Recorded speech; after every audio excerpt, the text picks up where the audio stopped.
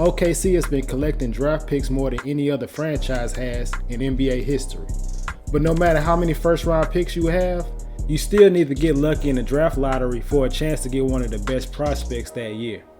OKC hasn't had a top 3 pick since 2009 when they drafted James Harden 3rd overall. And that streak will finally end as they ended up with the 2nd overall pick this year. OKC has been slowly adding talent to their roster, and with this pick, they can really start to build something special in Oklahoma City. With the 2nd pick in the draft, the Oklahoma City Thunder select Chet Holmgren from Gonzaga University. This team is solidified for the most part at the guard position with Shai Gilgeous-Alexander and Josh Giddey. The addition of Holmgren will be a match made in heaven for OKC. This team will get their big man of the future, a potential all-defensive first-teamer to build around.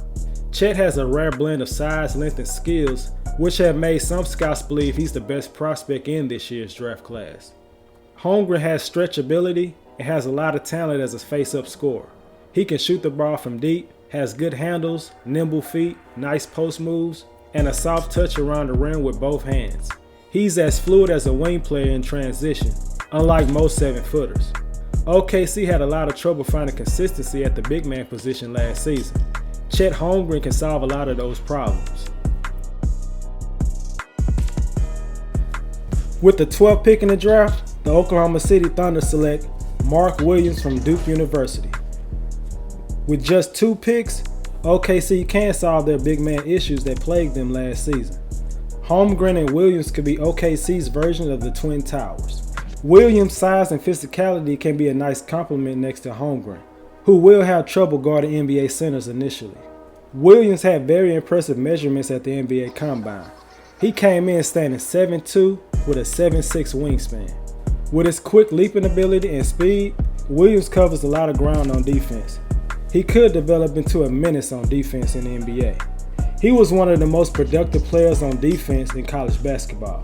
Before this season, only 4 players had a defensive rebound percentage above 20%, a block percentage above 10%, and an overall box plus minus above 11.5. Add Williams to that list. 78% of his offense came at the rim, including 96 dunks, which led the nation. Much of his offensive game came on putbacks, dunks, and alley-oop passes, but he did show a little flash with his back-to-the-basket game from time to time. With the 30th pick in the 2022 NBA Draft, the Oklahoma City Thunder select MarJon Beauchamp from the G League Ignite. I really could see OKC using this pick and their 12th pick to move up in the draft, but there still will be some talented prospects for OKC to choose from with the last pick in the first round. Beauchamp is a powerful wing who show how valuable his combination of athleticism, size, and motor can be during his stint with the G League Ignite.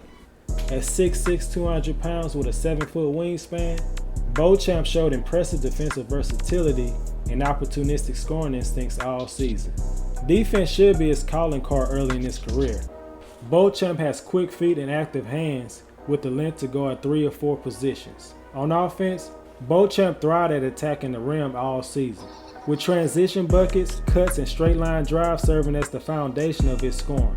While he only shot 24% on threes, he did make 68% of his 2-point shots.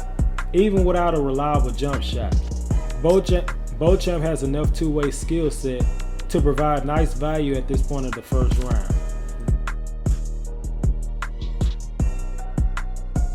With the 34th pick in the draft, the Oklahoma City Thunder select Gene Matoro from Overtime Elite. He's an intriguing point guard prospect who has a lot of traditional skills for that position. He stands at 6'3", with impressive ball handling skills and agility. He plays with toughness and has great touch on his passing. Matoro is at his best when he's attacking the basket and running a fast break. He also flashed the ability to create his own shot from mid-range and from beyond the arc. The 18-year-old has a slender frame and is still maybe a few years away from truly contributing. He was much more talented than his opponents during his time at Overtime Elite. His average performance in Portland at the Nike Hoop Summit didn't do him any favors. Despite questions about his shooting consistency and defense, his playmaking ability and his feel for the game should still translate. He can add value to a backcourt that could use an extra spark on offense. Matoro also needs to improve defensively and will certainly be tested early in his career. But still, there is a lot to like about Matoro as a long-term prospect. It is a difficult sample size to evaluate. He has the feel of a true point guard.